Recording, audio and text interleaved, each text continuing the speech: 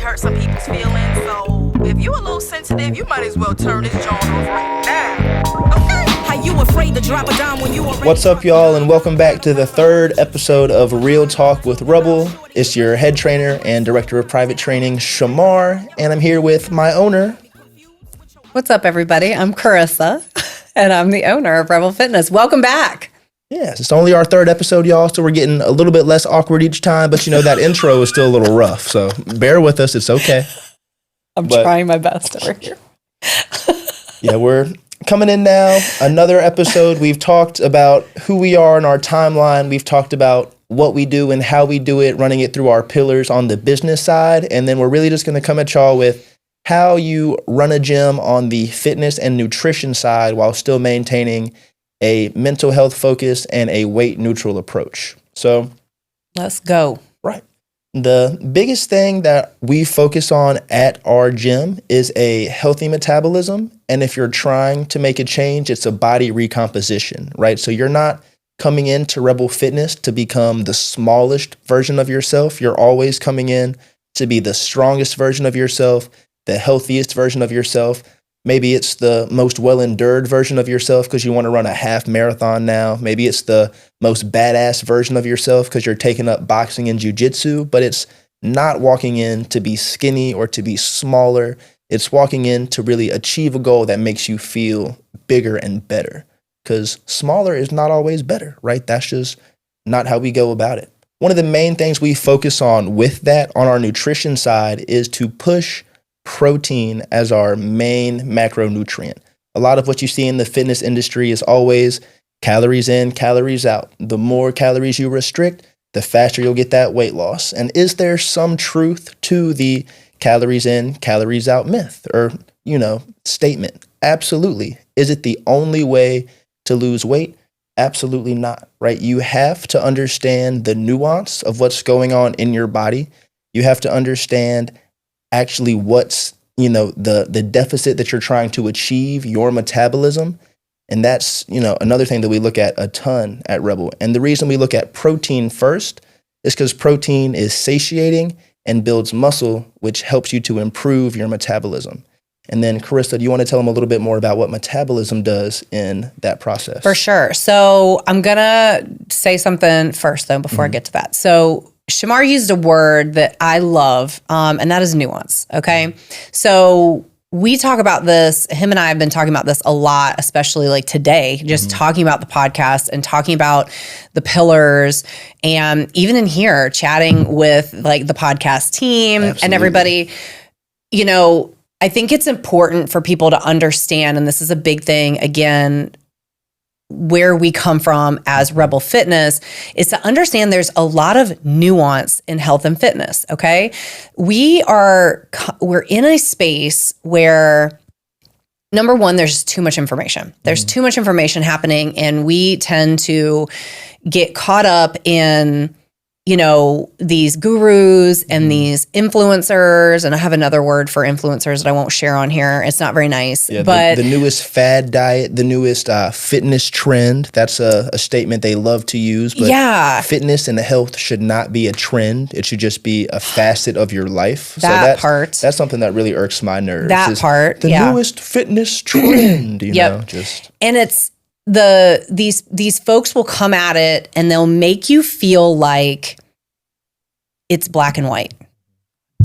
They will make you feel like it's black and white, okay? I'm trying to work on not using my hands so much, but it's really hard. Hey, there's going to be some audio only people. Talk it out. Is this thing on? So health and fitness is not black and white, okay? One of the main things that I like to let people know when they are first starting off on this, or they've hit a spot, or they're just coming into us for whatever reason, is that you can't look at this like there's a right or a wrong all the time. And that's life advice right there, okay? The more you get caught up in trying to figure out what the right thing is versus the wrong thing, and again, I'm not getting into like the nitty gritty of like laws and things like that, okay? So if you're thinking that, calm down. I'm talking about like health and fitness stuff where it's like, it's not always gonna be like right or wrong, black and white on this. Is something like fitness right or wrong, like, yes, there is a right. You need fitness, you need movement. But the nuance is how. How are you going to move? How are you going to get that fitness? How are you going to get stronger? Like we talk about the importance of leg strength, right? And how that is a predictor of longevity. Yeah, all the studies now show that leg strength or quad strength precisely correlates directly to your quality of life, your longevity, and even your cognitive function and chance of things like dementia and Alzheimer's. Totally. So as fitness professionals, that is the message that we're trying to get across to people. No matter what, that is a thing that it's like, this is what we've got to focus on, is having stronger legs. However, there's going to be nuance in how we get that, right? So that's the thing. It's the same thing with nutrition. So we're talking about protein, we're talking about vegetables. It's like there is a right and a wrong with that. Like you need to have a diet that is, a variety, and it's got lots of different macros in it. It's got lots of different nutrients in it. It's got lots of different minerals in it. That's a no-brainer. That comes, that's your hormone health. That's your metabolics. That's your ability to exercise, to move, to fuel, all those things. But there's going to be nuance in how you get that or how much it is. What Shemar requires for macros is going to be different than me. What Susie requires for her macros is going to be different than me. This person who's a vegan, this person who's a vegetarian, this person who's doing this because of a metabolic disorder, this person who's doing this because, they're training for a marathon. Everybody's so different. So there's so much nuance in it. But we get caught up in these ideas, especially you and I were talking about this earlier, the fit checks, right? Right, yeah. These freaking fit checks that are on social media. And it's like, so he's got a different perspective on this because guys and girls are totally different. So I'm gonna let him talk about this one too. But the fit checks for the ladies is like, we go straight to the mirror, right? It's like, good morning, what I eat in a day. No. And they don't say to look like me. They don't even have to say that. They just go, what I eat in a day. And then the shirt comes up and then they're checking out the 6-pack and then they're a size 2 in their Buff Bunny, whatever. And then they go show you what it is that they eat in the day. And so psychologically, I'm like, well, I want to look like her. So then this is what I need to eat. That must be the right diet.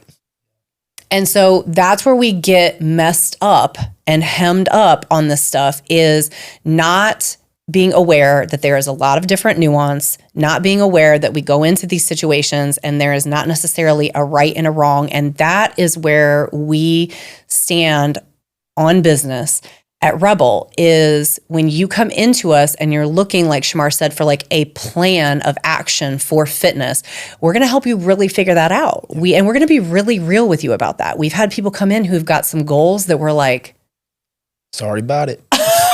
like, and how long? I'm twitching a little bit right now. Like, okay, let's talk about that. And sometimes it becomes a little bit like a therapy session where it's like, we have young girls come in. We have young girls who come into us and they're like, this big, and I need to lose 20 pounds. I just can't lose weight before my spring break trip, or I just, I need to lose this last, 6 or 7 pounds, and it just won't come off. And they are already at risk of being underweight or malnourished. Yeah. They're just fine the way they are. Yeah. And so our job is to stand in that and be like, it's a classic. My therapist always says this to me.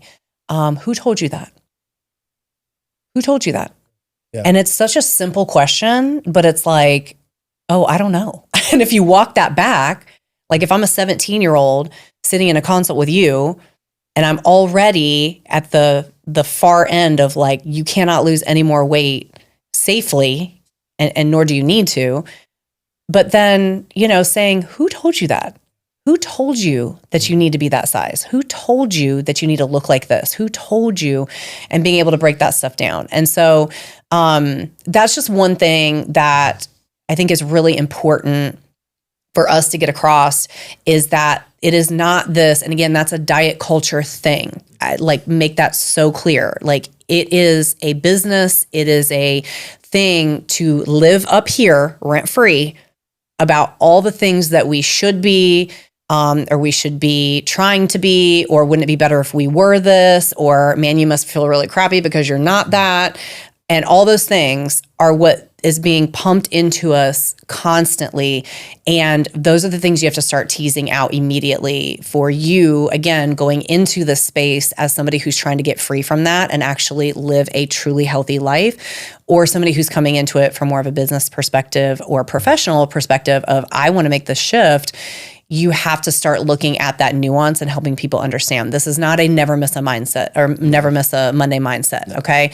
That was one of the first things that we talked about, like something as simple as the never miss a Monday, the hustle culture type situation.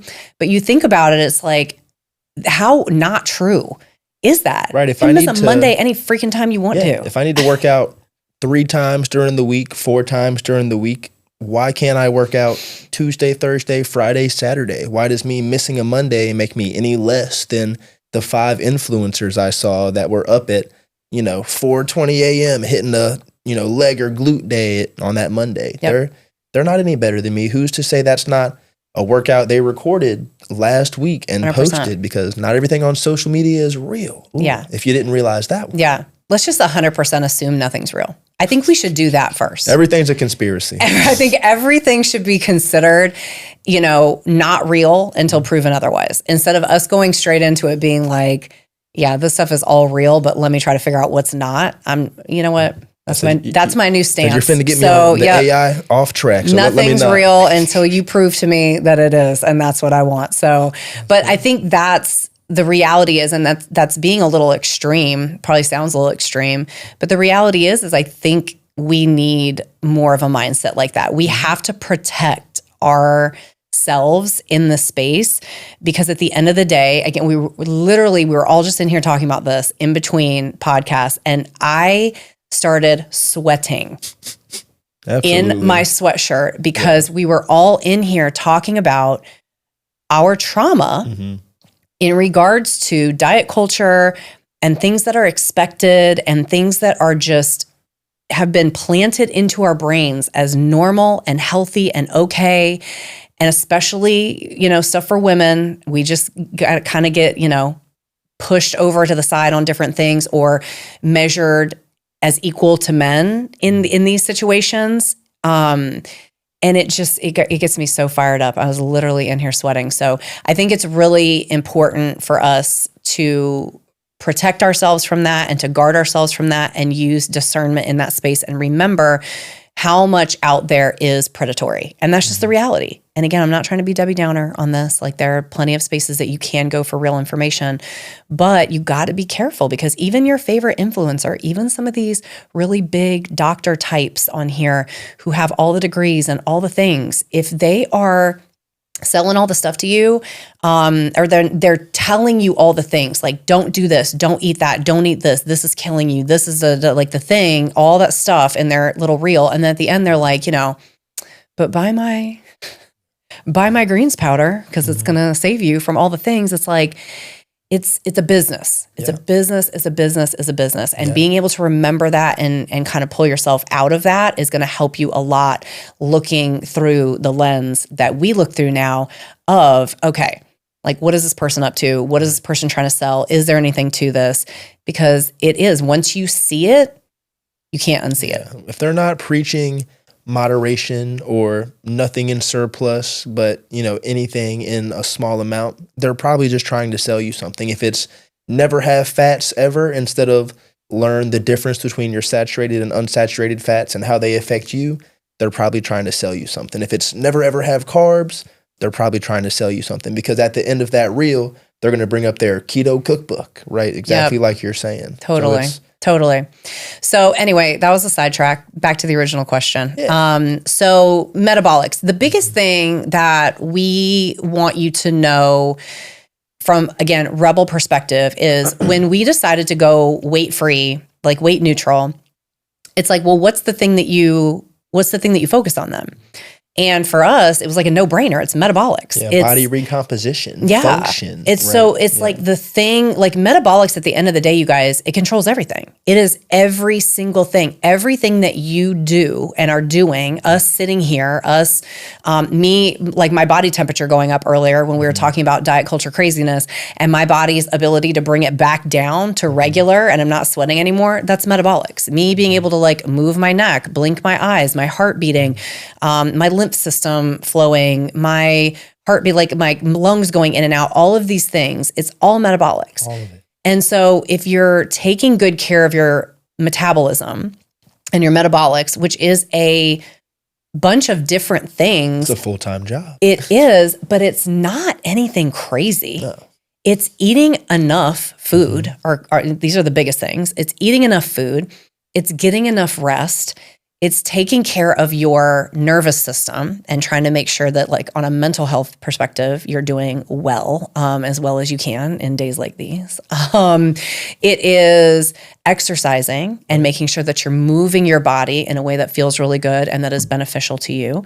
Getting enough water, minerals, things of that nature. Those are some of the things. And again, if you're just living, like Shemar said, in moderation, you're going to be getting those things. It's when we start getting to these like hardcore black and white, again, not looking at the nuance, or we're getting to these extremes that you're going to start throwing that stuff out of whack and you're going to start messing that stuff up. And so a lot of the hormonal stuff that we're seeing, you've got a lot more studies coming out now for women especially, that a lot of the autoimmune disorders and the Hashimoto's and the PCOSs and the things like that, like infertility is becoming an epidemic with women. And it's just now occurring to scientists. I mean, probably not the women.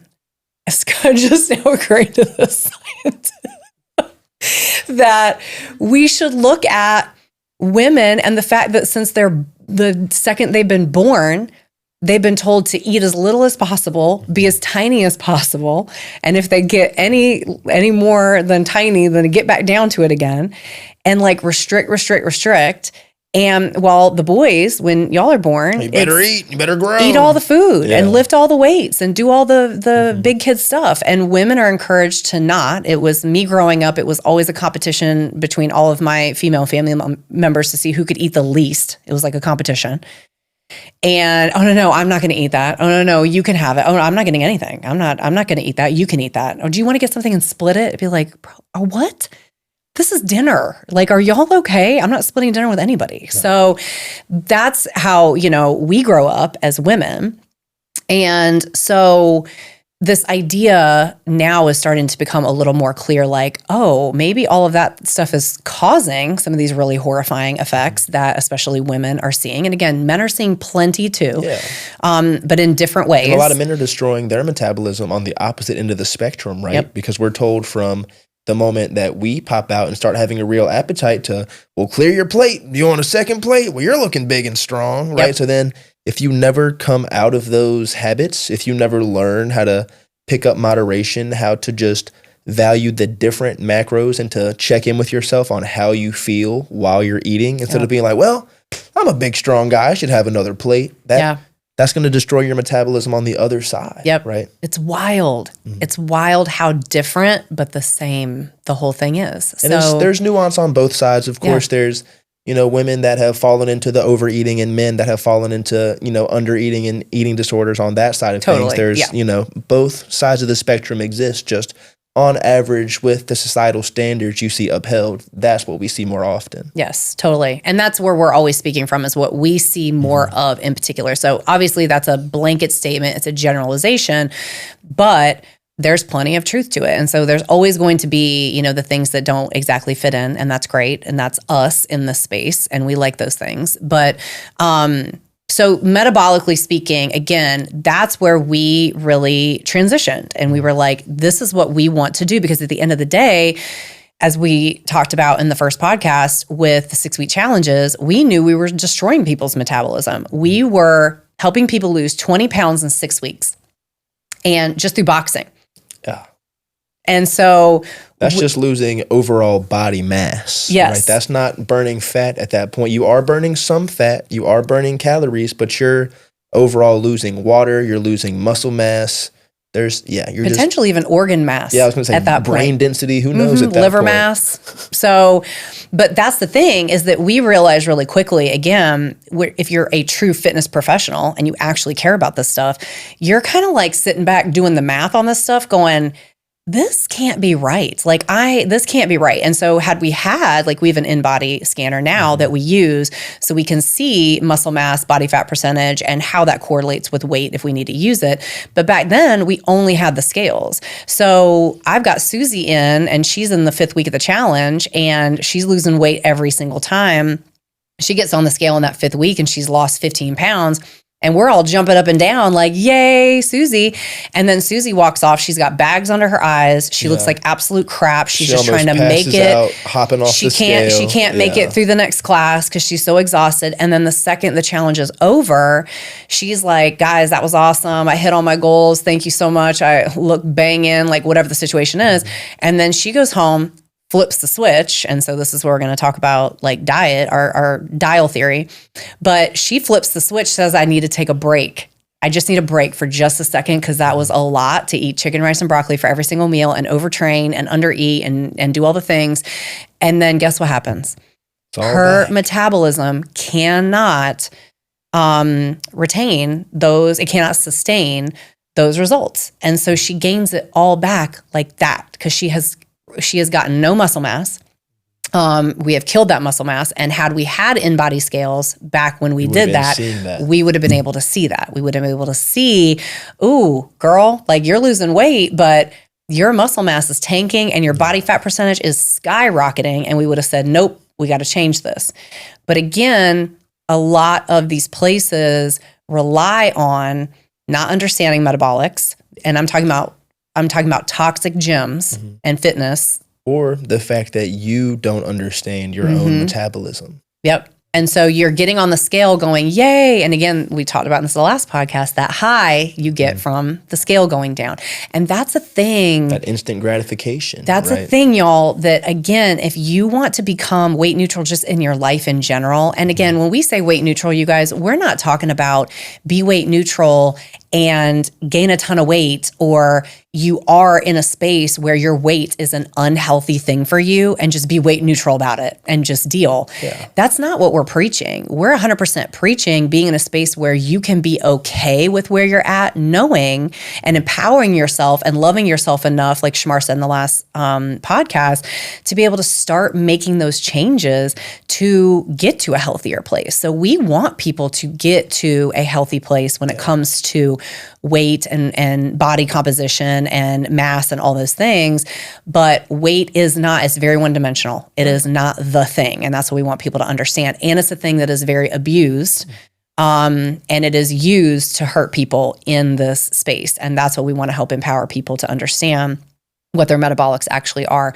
And so that's what we wanted to focus on, was metabolism and protecting metabolism. And I tell every single person that comes into our gym, when I do the consult with them, we are going to protect your metabolism. This is why it's important. And you see that in-body scale right there? That's how you're going to hold me accountable as the owner to what I'm telling you right now. Because otherwise I could tell you, yeah, we're going to help you lose 30 pounds, but I'm not going to tell you I'm going to jack up every system in your body while I do it. Yeah. You're just going to keep handing over those checks.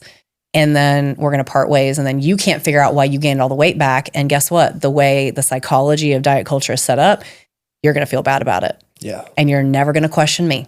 No, never. And that is crap. It's terrible. I should be held accountable 100%. And so that's how we set it up at Rebel. So with that said, will you talk about, because I already mentioned it, but the dial theory that we use is big for us. So we always say that you should put your fitness on a dial, and we mean that you just don't want to have your fitness on a switch. It shouldn't be, okay, I've got this cruise coming up in 6 weeks, so I'm going to turn my fitness on and I'm going to get skinny and get my bikini body ready for this cruise. And then once you're on the cruise, I'm good. I'm not going to look at the cruise gym. I'm not going to get my steps in. I'm going to sit here and enjoy my all-you-can-drink package, right? And is that okay? Sure. If that's really what you want to do, then crank that dial down, but don't have it on a switch. For most people, what we see this summer, you don't want to work out quite as much, right? You may want to go on vacation. You want to travel more. Take that dial, crank it down to working out 3 times a week. Maybe you've been working out 4 or 5 times a week for these past couple months to really put in that time, set yourself up well for summer. So now you can go into a maintenance phase, because not every phase of your fitness journey is the same. You're not always in a weight loss phase. You're not always in a recomposition phase, right? And from the opposite perspective on that too, when we have new folks come into the gym, again, a lot of ways that gyms are set up is, and again, this was even us, like you bring people in and then it's like, hit the ground running. Yeah, you're going to go 6 times a week, and here's the equipment, and here's the supplements, and here's the thing. And again, there was a high that you would get from that, starting a new program, right? And it's like, I got all the stuff. You got all the gear. I start on Monday. Diet starts Monday, which is the worst mindset you could ever have. But diet starts Monday. I've got my calendar up. I've got my workouts ready to go. I'm going to be getting up. I'm going to be doing all the things. But y'all, if you're on, flip is like your switch has been off and you go straight to flipping it on, the chances of you succeeding, there's going to be a short circuit. 100%. Straight burnout. Yeah, we are straight fire. And so that's what we really want people to understand too, is that there's going to be more benefit in going from the switch being off to just dial it up to 1. And that can look 100 different ways, right? If you're somebody that really wants to go into a bodybuilding contest, then you can crank that dial all the way up, train 6 times a week. If you're somebody that just wants to be okay going on your nightly walks and you don't want to lose that, then you could turn your dial down to just coming into the gym twice a week to walk on the treadmill for 45 minutes, because that's the skill that you're trying to maintain. It can be any walk of life, any shape or form. You're trying to recomp your body, crank it up a little bit. You're where you want to be and you want to go on vacation, crank it down a little bit, right? It never just needs to be completely in or out of your life. And when you give yourself the freedom to put fitness on a dial, it's no longer the first thing that you want to cut out when things get hard, right? If you feel like it's not worth working out, if you're not working out 5-6 days a week, as soon as you can't do that, you're like, well, screw it. When I have the time, when I can actually put forth the effort to do 5 days a week, I'll get back in the gym. But all you're doing is putting yourself so much further behind, right? Like, would it be great to go balls to the wall today? Yeah, but why not just do 1 out of 10 today, 2 out of 10 in 2 weeks? So then when it's time to go 5 out of 10, you're prepared and it doesn't feel like jumping, off a 10-story bridge when you've just been doing the diving board here, the next platform, right? You're just getting ready. You're warming yourself up. You're just dipping your toe in. So when it's time to dive in hard, you're ready for it. And you've established those habits, right? Like that's the biggest thing is, we want people to build habits. So a lot of times people come in for consults with me, they're shocked when I'm like, listen, you got all I want to do this and this and this, Carissa, and this is my goal. And I want to dedicate, 5-6 days a week to this and da-da-da. And it's like, okay, well, tell me about your history with health and fitness. And all of it is falling off and falling off and falling off and getting discouraged and getting tired and letting life get in the way and all those things. They are shocked when I'm like, okay, your program, you're starting off at 2 days a week. Right. And it takes 21 days to a month to build habits, at right? Least. So if you can stick to those 2 workouts a week and hitting 60 grams of protein a day, then it's like, okay, hey, let's add this and this. Okay, you've been doing that for 3 weeks consistently. Let's add this and this, right? Because when you're adding on and stapling on something new instead of trying to rip everything away at once, it feels a lot more doable. Totally. Yeah. And it's so much more successful. And but again, it's just a psychological thing with us is it's gotta be all or nothing. I gotta go all in. It's the hustle culture. Yeah. And I tell people like, tell me about your history with health and fitness. Well, I've been a member at, XYZ Globo Gym for 3 years. And it's like, cool. Like, how many times you go? Oh, never. I haven't been twice a month. Yeah. I haven't, most people are lately are like, I haven't been in a year. Yeah. And I'm like, so think about, that last year and what that would have looked like if you would have just worked out 1 time a week for the first 3 months of it, then 2 times a week for like you just said. And then you're just building on it. Like, where would you be now? As opposed to coming in here and trying to go ham and act crazy and act like you're going to come in here 7 days a week and you're going to eat 200 grams of protein and you're going to do all the things. Like, what would that look like if we were just realistic about this? Yeah. The time is going to pass regardless, y'all. Yeah, the time is going to pass. Most Olympians didn't just wake up one day as an Olympian. They were somebody that just enjoyed the activity. And then they were somebody that enjoyed the activity and practiced longer than average. And then they were somebody that enjoyed, practiced, and then started to optimize their nutrition for said activity. But they didn't just wake up and, oh, snap, I guess I'm an Olympic shot putter. Yeah. You know, like, exactly. that was slowly but surely building habits and practicing and becoming the person, the athlete that they wanted to become. But that took time. That didn't 100%. just come all at once from diving into, well, in 2 years, I'm going to be the best. That was probably their life's work, right? Yeah. And that's kind of how we like to look at your body, right? Is that should be your life's work. You should be the greatest project you ever get a chance to work on. If it's something you love working on, why would you do it for 2 weeks, put it in a case and never touch it again? Yeah. Right. Yeah. Most things that I love to do, I want to continue to do, continue to get better at, and continue to master that craft. Yeah. And I mean, how good does it feel, you know, to build those habits? How good, because again, if you go from not doing anything, this is another thing that I get really fired up about lately. I feel like everybody has that person in their life, or like you could have multiple, that is like the flake, right? Like think about your family, your friend group. Everybody has those people that it's like, it doesn't matter what they say, what they do. You know, they're not coming.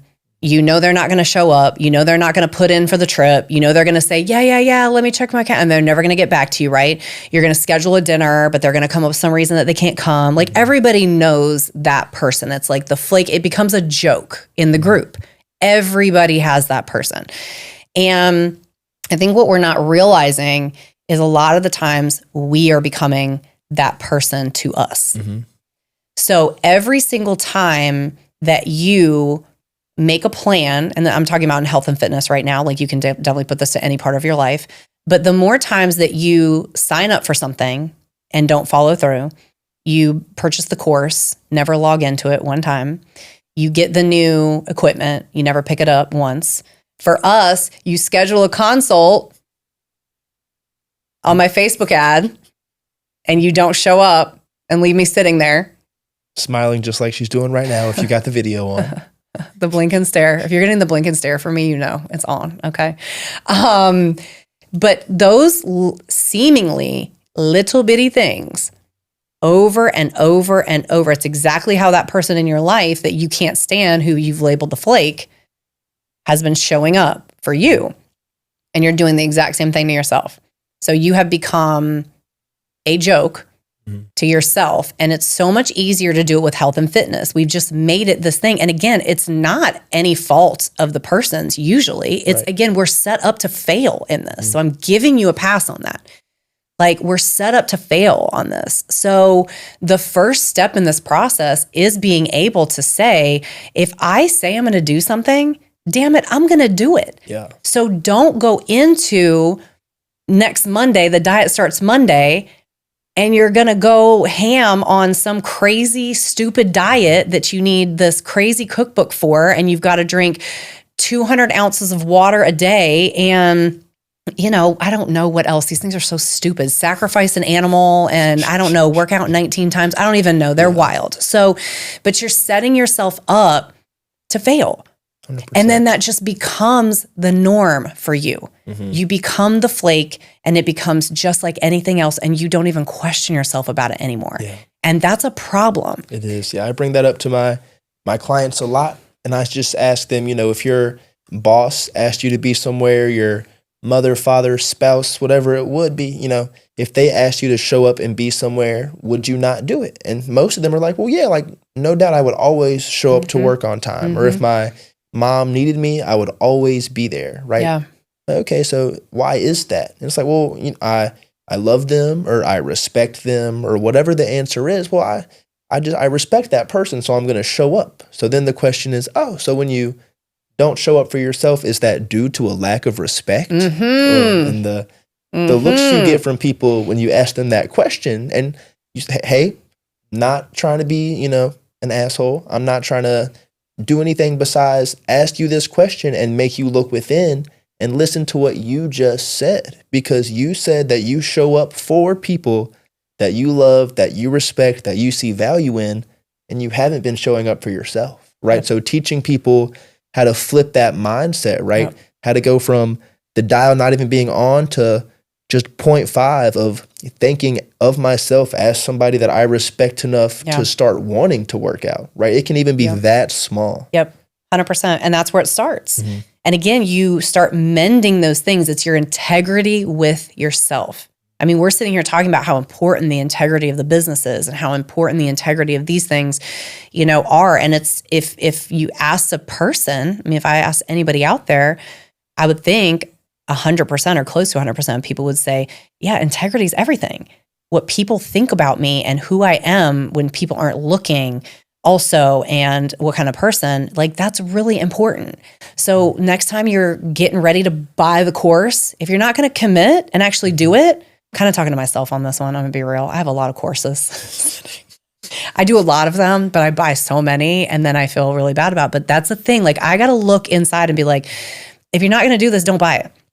Because then it just becomes a habit. It's like, now it's funny. Oh, Chris has got like 17 courses lined up that she hasn't taken. Ha ha ha. Well, like, again, it seems little when you stack it up. If I had a bunch of other areas in my life I was doing that, then it would be rough. But like when it comes to your health and fitness, don't commit if you're not going to do it. Stop, take a second and be like, am I actually going to do this? Am I actually going to show up for myself in this way? And if I can't, like now that I actually think about it, that's a lot. If I can't, then what can I commit to tomorrow? And again, that might just be kind of sort of calculate how much protein you're eating tomorrow.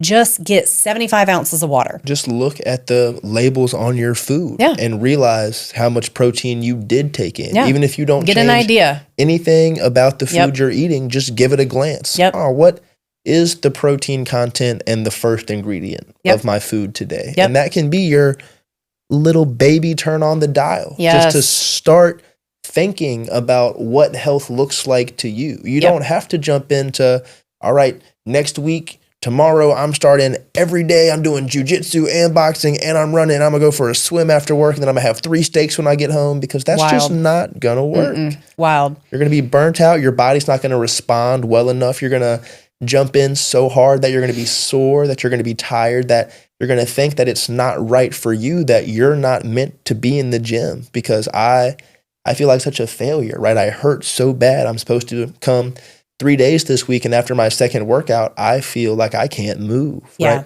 So what if you just gave yourself the freedom to say, I'm going to start going to the gym this week, whether that's once and I'm sore and need to recover, or I go once, I feel okay, and I go a second time.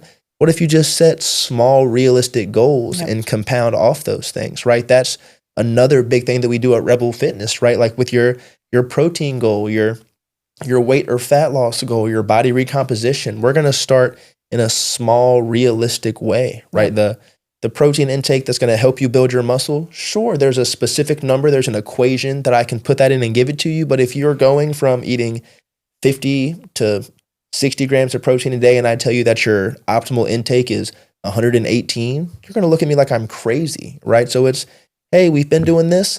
Let's try for 20 more. Let's try for 20 more. Hey, how do you feel? Your workouts have been going better. That's probably because we've been doing this. And you can show them the correlation. Hey, we upped your protein 2 weeks ago. Look at your muscle mass. Think about the quality of your workouts, right? All those things change and get better as you just crank that dial up little by little. And then the beauty of that is then you find what you actually want, like what is actually health to you. Because I think that's the other really important miss that people have right now is they come in with these crazy ass goals. And we're like, wow, that's a goal. But why? But you can't talk somebody out of that. Like we got to validate that, right? Like when I worked in mental health for years, we were taught to, like when people were delusional, you have to like walk that fine line of like supporting them, but not totally validating them. And I think sometimes in the health and wellness field, we have to do the same thing where it's like, that's something. Okay, let's get started and then we'll revisit that. And I think we do that a lot, but we will help you get on that track of what you've got to do anyway, right? So I don't care if you come in and you're like, I want to be the bodybuilder, blah, blah, blah. We've got women come in who are well past a space where they could hit some of these goals, but they're still setting them. And so we will smile and nod and be like, well, regardless of what your goal is, we got to get started on the same path anyway. We're going to get you as close as we can. Yeah. That influencer that you just showed me is 27 and looks like she might be on multiple steroids and or, just eating half a cow every night that's prepared for her by her private chef. And if you don't have access to those things, we may not get her exact physique. Yeah. But damn it, I'm going to try for you. That's right. I'm going to program what I can, and we're going to get you as far as we can. And then somewhere along the way, you might learn that they'll hit something and be like, oh, wow, I actually feel great. Like, this is actually exactly where I want to be. I actually don't need to do that. I don't need a BBL. Yeah. And that's what we want. That's what we want to help people. Again, there's a level of discernment that has been lost in health and fitness. And it's because, like, biologically, you guys, we've got the autonomy, we've got the free will, as my kids love to say, to pick and choose what we want to be, who we want to be, what we want to look like all the things, right?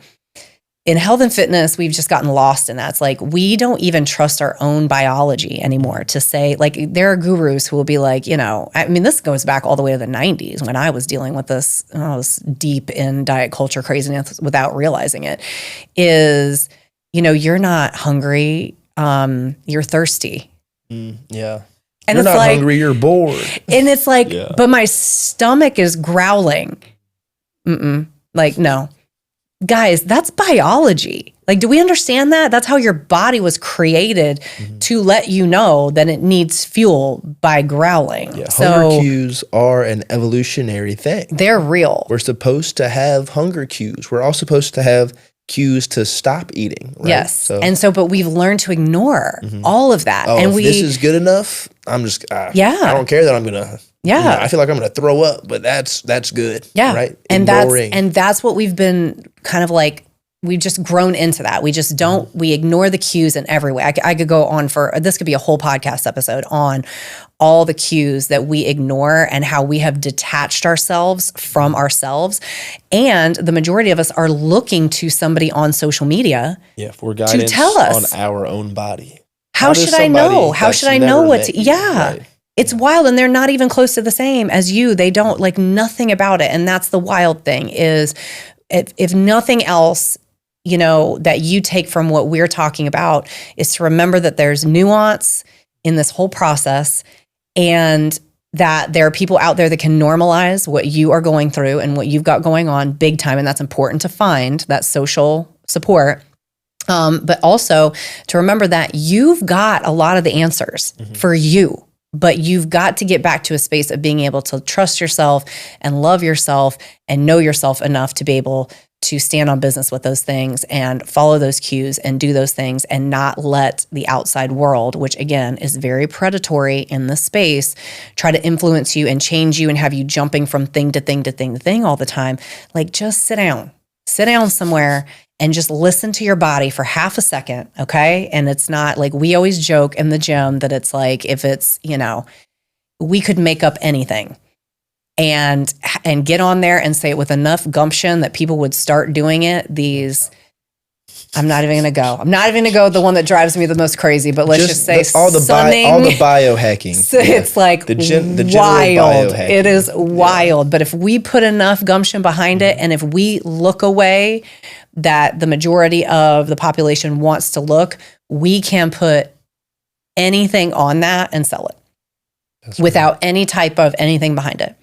And that's dangerous and that's predatory. And you guys shouldn't want that for yourselves. If it seems silly, if it seems crazy, if it seems like it's not working, if it creates shame, if it creates despair and makes you feel like crap about yourself, then it's not wellness. Right. And if it seems too good to be true, most of the time it is. Yeah. Not all of the time. And sometimes there can be truth woven in. But if it seems like the magic pill that's going to fix every problem you've been having, I think everybody would already be on it if it was a real thing. 100%. Well, and it would have already been fixed, especially for women. If it's the magic pill, it's going to make everybody skinny. And if skinny actually fixed all the problems, we would all be great. Those two things would have already been solved, but that's not the point. And that's why, spaces like us, in my opinion, have to start existing, and they have to start creating space for people who are ready to jump off that crazy train. And they've got to plow forward and create the map for everybody else who wants to do that. So I don't know that we actually talked about anything that we were supposed to. I was going to, just say that one thing you'll learn about me and Carissa is that we're both extremely passionate about a lot of things in the fitness realm. And this might have just been the nuance and dial episode. But we will be talking lots about how we program, how we do nutrition, and how we program is based off of our dial situation, right? If you're walking in and you want to get stronger, but you're starting from a space that you haven't been to the gym in 3 to 5 years, we're going to turn that dial up to a 2. If you're coming to us from a different gym, you're active on a regular basis, you go for a couple of walks a week and you play, pick up soccer, we'll start you off on a 6 on our dial, right? If you've done some dieting in the past, air quotes dieting, because really dieting is just eating in a specific way. But if you've had success with food and there's no negative relationship there, we can turn that dial up a little more and we can, see how your protein intake is, play with your macros. If you're coming off of, an eating disorder or a binging span, we'll crank that down and we'll just give you small amounts of guidance. And we're never going to crank it up all the way, because cranking the nutrition up to 10, that's for a dietitian. And we know exactly where we need to stop, which is probably a 6. We'll tell you, that protein is good and it's the most important to us, how carbs are used, how fats are used. If you're overeating something, very obviously, we may mention that to you, but building a perfect nutrition plan for you, how many micros and macros you should have, we're always going to push you to a dietitian that we know, love, and trust. Absolutely. And we happen to have a really incredible dietitian. She is one of the few weight neutral dietitians within like a very good amount of space, like a couple states, I think. And she is somebody we'll definitely have on here coming up soon, because she is absolutely incredible and has provided a lot of guidance for us. Because again, we want to stay in our scope. We have a scope, and being like a hardcore dietitian is not it. Right. We want to be the king and queen of our lane, but in our lane, we will stay. That's right. I love that. Put that on a t-shirt. So with that said, y'all, we are going to go ahead and sign off, and we'll, on the next one, get back to some other stuff. Hijacked. But hey, when the thought train gets rolling, you don't stop it, It does. It really does. So anyway, grace for all. So we do want to very much encourage you guys to go follow us on our social channels, though. So Facebook and YouTube and Instagram specifically.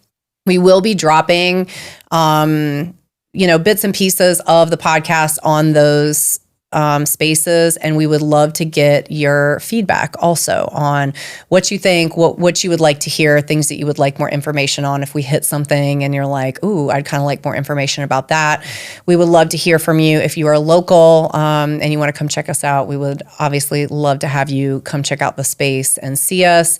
And in the meantime, use the dial. I want to encourage everybody. Like I challenge everybody who's watching or listening to this to. And it doesn't have to exclusively be with fitness. If you're just working on work-life balance, instead of turning work all the way up and life all the way down, or vice versa, can I have a little more fun this week? Yeah. Or I haven't been as productive as I want to be. Can I get a little more work done this week? Right. It doesn't have to be fitness. It doesn't have to be nutrition. It could be socially, right? It could be friendships. I haven't reached out like I should lately. I'm going to crank it up and just try to reach out. Or I haven't been out and about. I'm going to crank it up and just go sit at a brewery by myself to just get myself out of my comfort zone. Yeah. So wherever you are just trying to take it up a notch, take it down a notch, put less pressure on yourself and set a realistic goal this week. Yeah. And wherever we post this, wherever you're seeing, hearing this, let us know in the comments or on it or something what you did. 30 minutes more of sleep, 1 hour less of the phone. Reading at night instead of doom scrolling, taking a short walk, those little bitty, they are seemingly little things, you guys, but using that dial method and just cranking it up the littlest bit everywhere you can will make such a difference. It will absolutely blow your mind. We promise. So with that said, we are going to sign off. Thank you guys so much for watching, and stay tuned for number 4. Yo, this is about to really hurt some people's feelings. So if you're a little sensitive, you might as well turn this joint off right now.